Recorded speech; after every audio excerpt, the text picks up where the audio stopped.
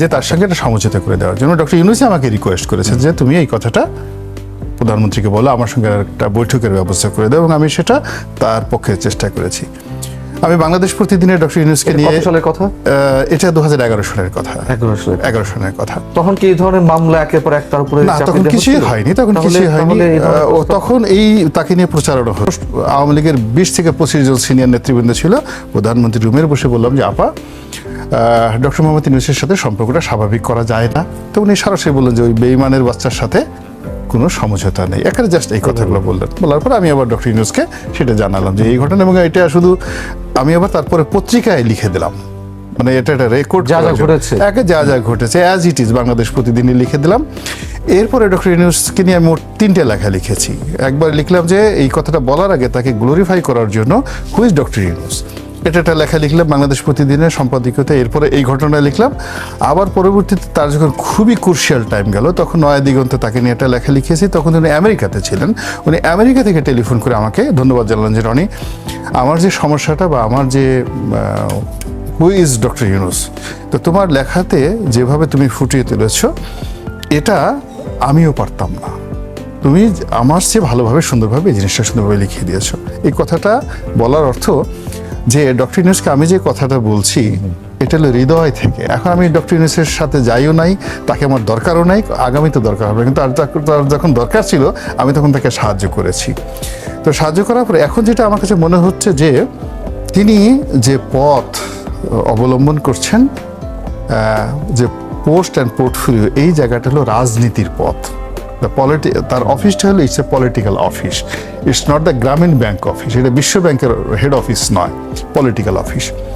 তো এই political office পরিচালনা করার জন্য যে রাজনৈতিক প্রজ্ঞা, যে এক্সপেরিয়েন্স যেটি দরকার, সেটি ডক্টর মোহাম্মদ ইউনূসের নেই। তত্ত্বাবধায়ক চিফ হিসেবে যারাই আসবেন তাদের তো এই ঘাটতি থাকবেই।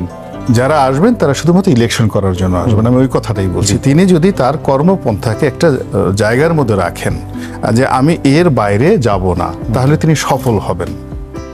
কিন্তু তিনি যদি তার কর্মটাকে আরো বড় করে ফেলেন এবং সেই কর্মের মধ্যে যদি কোনো কারণে রাজনীতি ঢুকে যায়, তাহলে তিনি সেটা সামাল দিতে পারবেন না, তিনি বিপদে পড়বেন, মারাত্মক বিপদে পড়বেন। এবং তার সাথে এখন যারা আছে তারা কেউ তাকে সাহায্য করতে পারবে না রাজনীতির ময়দানে। তার যারা সঙ্গী সাথী, ব্যক্তিগত মানে একেবারে নির্দিষ্টভাবে আপনার মন্তব্য জানতে চাওয়া হয়, সংস্কারের জন্য তো আসলে সময়ের প্রয়োজন না। এই তৃতীয় কারণ হলো তিনি পারবেন না এই কাজটি করতে, একেবারেই পারবেন না। আপনি দেখেন এই যে আজকের এই কথাটা বলে আমি পারবেন না। আপনার সঙ্গে যদি একমত পোষণ করিও, তারপরেও কথা হচ্ছে যে এটা এই রেকর্ডে থেকে যাবে। তো রাজনৈতিক সরকারগুলো কি সমস্যা করছে? রাজনৈতিক সরকার করুক বা না করুক, ডাজ নট ম্যাটার। তারা পলিটিক্যাল কমিটমেন্ট জনগণের সাথে, যে কোনো ভালো কাজ লং রানে, যেটাকে বলা হয় সাস্টেনেবল রিফরমেশন, এটা পলিটিক্যাল গভর্নমেন্টগুলো করলে সেটা বেশি দিন টিকে। আর যদি তাড়াহুড়ো করে ধরেন অনেক কিছু করা হয়, যেমন আমাদের দেশে এখন পর্যন্ত জাতির জনক বঙ্গবন্ধু শেখ মুজিবুর রহমান, তার পরিবার এখন যদি শেখ হাসিনা বাংলাদেশে আসে, অ্যাজ পার কনস্টিটিউশন যতক্ষণ স্থগিত না করবেন তাকে মিলিটারির প্রোটোকল দিতে হবে। এখানে ডক্টর ইউনূস ইচ্ছা করলে এটা বন্ধ করতে পারবেন না, মিলিটারিকে সেখানে যেতে হবে। জাতিজনক শব্দটাও তো থাকছে না সংবিধানে, একটা রুল জারি করা হয়েছে, বুঝতে পারছি কি হতে যাচ্ছে না। সেটা অনেক বিতর্কের পরের ব্যাপার। অর্থাৎ আপনি একটার পর একটা জটিলতা যদি নিয়ে আসেন, তাহলে আপনার যে মূল গেমগুলো, আপনি এখন যদি ধরেন 10টা আইটেম ঠিক করেন যে আমি আইসিটি অ্যাক্ট বাদ করব, আমি যাতে এই জিনিসগুলো বাদ করবো, অর্থাৎ 10টা জিনিস ঠিক করে যদি আপনি আপনার একটা রোড ম্যাপ বলেন, এবং এই রোড ম্যাপের মধ্যে আপনি যদি ক্লিয়ার কাট বলেন যে আমি এই সংস্কারগুলো করব এবং এই কাজ করার জন্য আমার এতদিন সময় দরকার, এরপরে আমি নির্বাচনে যাব। কিন্তু আপনি যদি অনির্দিষ্ট সময়ের জন্য থাকতে চান এবং অনির্দিষ্ট সংস্কার, আজ পান্না সাহেব আপনি একটা সংস্কার বলেন, কালকে জাহির সাহেব আর একটা বলেন, পরশুদিন অর্থনীতির বাইরে তাকে যদি মাছ বাজারে পাঠান ভালো একটা মাছ কেনার জন্য, দেখবেন যে পচা মাছ কিনে নিয়ে আসছে।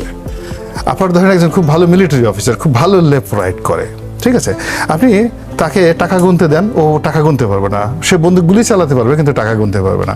তো আল্লাহ রাব্বুল আলামিন আসলে কিছু জিনিস স্পেশালি কিছু মানুষের জন্য তৈরি করে। এখন রাজনীতিবিদ যেটা, সেটা রাজনৈতিক ব্যক্তিত্বের জন্য। আমি একটু ডাক্তার তো এই কারণে ওনাকে আমি বলছি যে ঝামেলা না জড়িয়ে সবকিছু উনি যে কাজগুলো করবেন, উনি যেন কোনো অবস্থাতেই বাইরের কারো দ্বারা ইনফ্লুয়েন্স না হয়ে ওনার নিজস্ব, ওনার তো একটা বয়স হয়েছে নাও, কত 83 না 84 বছর বয়স, তো 84 ইয়ার্স ওল্ড।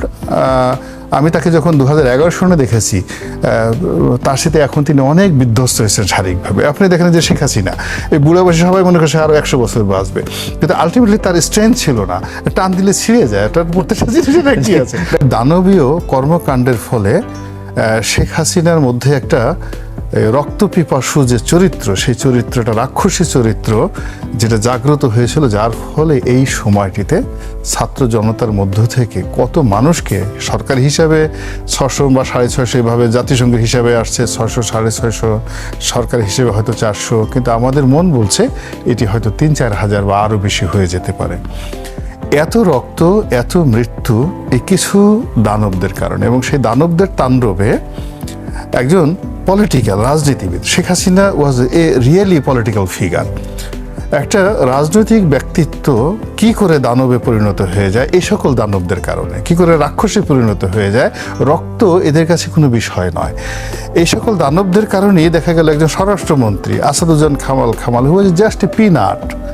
2009 সনে একটা থানা আওয়ামী লীগের একজন নেতা হিসেবে উনি যখন সংসদে গেলেন, উনি আমাদেরকে দেখলেই লজ্জা পেতেন, ভয় পেতেন। সেই মানুষটি এত দানব হয়ে গেল, তার চোখের সামনে পুলিশ দেখাচ্ছে যে এইভাবে গুলি করে মরে যাচ্ছে, এবং একটা মরে যাচ্ছে আর একজন আসছে, একটা মরে যাচ্ছে 10 জন সামনে চলে আসছে। এবং এই যে মানুষের মৃত্যুর সেই দৃশ্য দেখে এই আসাদুজ্জামান খান কামাল, তাকে আমি যে 2009 সনে দেখেছি, তার সঙ্গে যে ওটা দেখি, আমার কাছে মনে হচ্ছে সে রাক্ষস। রাক্ষস যেভাবে রক্ত খায় এবং আরও খাওয়ার জন্য তার ভিতরে একটা ভাব লেসিন, ওইরকম সে ঘুষ খাচ্ছে। এই যে দেখেন বস্তা ভরে ভরে কারণ বাজার থেকে টাকা নিয়েছে। আমি কিন্তু আগে কল্পনাও করতে পারিনি যে এই লোকটি ঘুষ খেতে পারে, বস্তা ভরে ভরে টাকা নিতে পারে। এই লোকটি এরকম হত্যাকাণ্ডের সাথে জড়িত, এরকম হুকুম দিতে পারে। আমার কাছে মনে হয়েছে সব কাজ বোধহয় ম্যানেজারই করে, সব কাজ বোধহয় আসাদই করে, সব কাজ বোধ হয় হারুনি করে। কিন্তু দেখা গেল যে না, ওনার নির্দেশে সমস্ত কাজকর্মগুলো করেছে।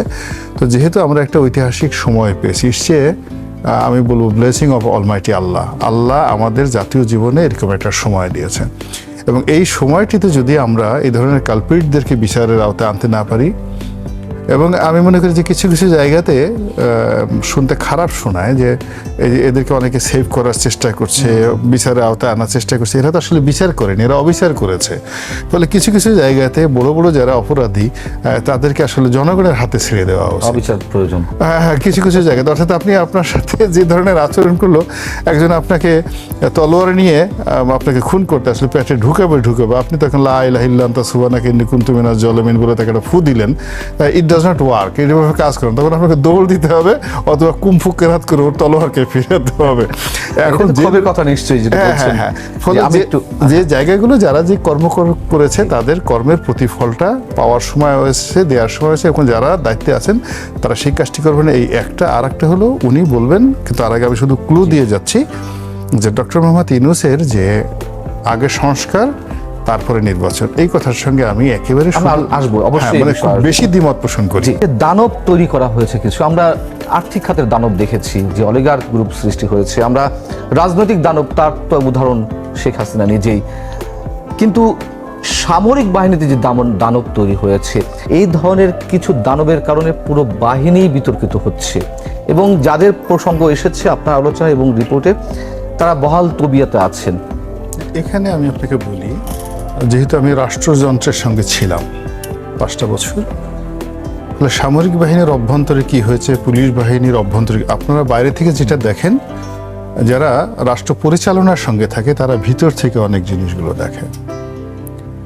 প্রথমত হলো যে এখানে আওয়ামী লীগ সরকার ক্ষমতায় আসার পরই সেনাবাহিনীকে অবিশ্বাস করার একটা প্রবণতা তাদের মধ্যে কাজ করে। এই জিনিসটা বাইরের কত লোক দেখেছেন কিনা জানি না। অর্থাৎ তাদেরকে বিলাসিতা করার সুযোগ দেওয়া হলো, অর্থবিত্ত কামানোর সুযোগ দেওয়া হলো, তাদের পেটে যেন ভুঁড়ি জন্মে, 3 বেলা খাবার খায়, বেল্ট পরা লাগবে না, দামি দামি গাড়ি পরবে, যেন তারা কোনো অবস্থাতে যুদ্ধ করতে না পারে। একটা অথর্ব বাহিনীতে রূপান্তরিত করার যে মাস্টার প্ল্যান, এটা 2009 থেকে একেবারে আজকে মানে জানি না, মানে যেদিন 5ই আগস্ট পর্যন্ত it was the master plan of Awami League.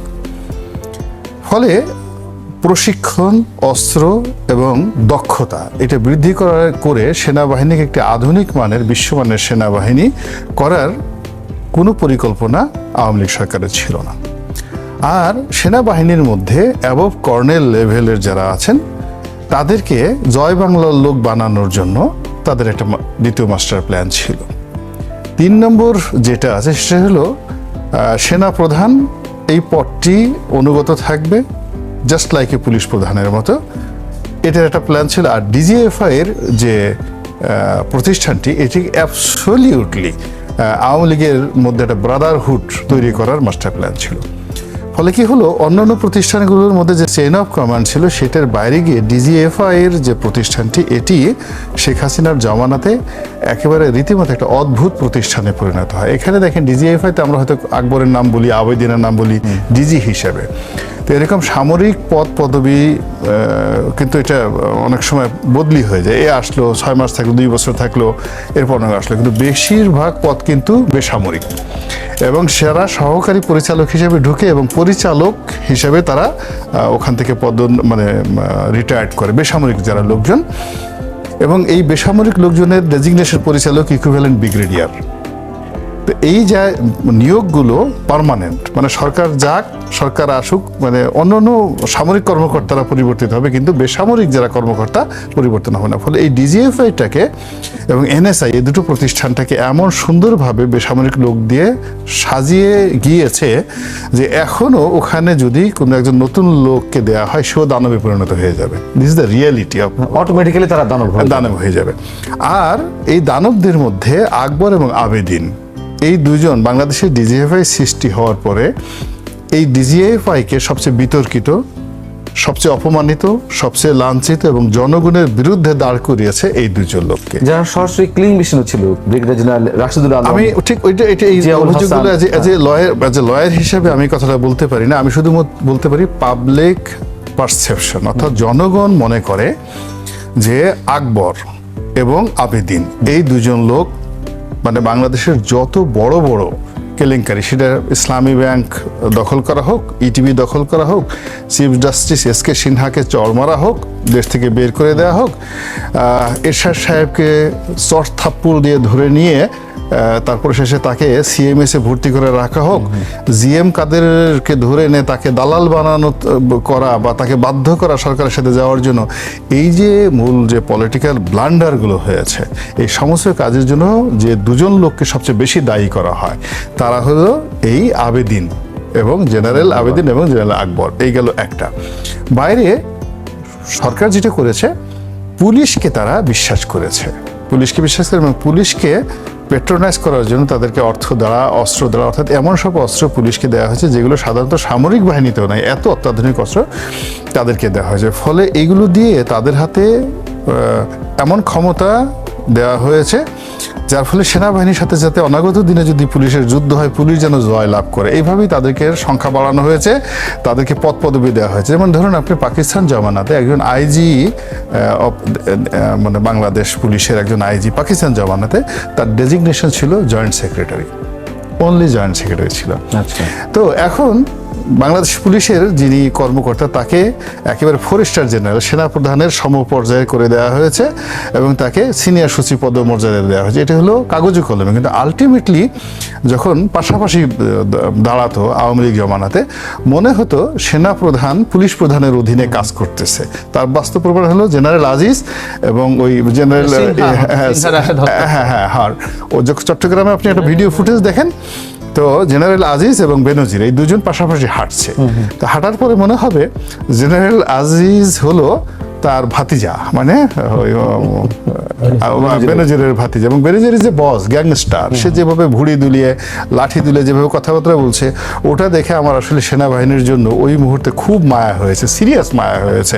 এবং আমি সবচেয়ে বেশি খুশি হয়েছি এই আগস্টের এই বিপ্লবের সময়, যখন এই বর্তমান আইজিকে ঘেরাও করেছে এবং পালানোর জন্য সে সেনাবাহিনী সহযোগিতা করেছে, এবং সেনাবাহিনী গিয়ে তাকে রেস্কিউ করে সেখানে নিয়ে এসেছে, এবং পিছনের দরজা দিয়ে ওয়াল টপকিয়ে সেখান থেকে পড়তে গিয়ে অনেক এই ধরনের মানে আওয়ামী লীগের অলিগার যারা, মানে পুলিশ অলিগার, তাদের কারো পা ভেঙেছে, এবং শুনছি হারুনেরও নাকি পা ভেঙে গেছিল, সত্য মিথ্যা আমি জানি না। এটা শুনে আমি কিছুটা হলো তৃপ্তি পেয়েছি। এর কারণে বাংলাদেশের সেনাবাহিনীকে নিয়ে যে কজন লোক স্বপ্ন দেখে, আমি তাদের মধ্যে একজন ব্যক্তি। সাধারণত আমি দেখি অনেক বড় একটা সেনাবাহিনী হবে আমাদের, তাদের মার্চ দেখলে, তাদের প্যারেড তেমন দেখলে কিছু বুক ফুলে যাবে। জনআকাঙ্ক্ষা তো এর মধ্যে সেটা হলো যে আমি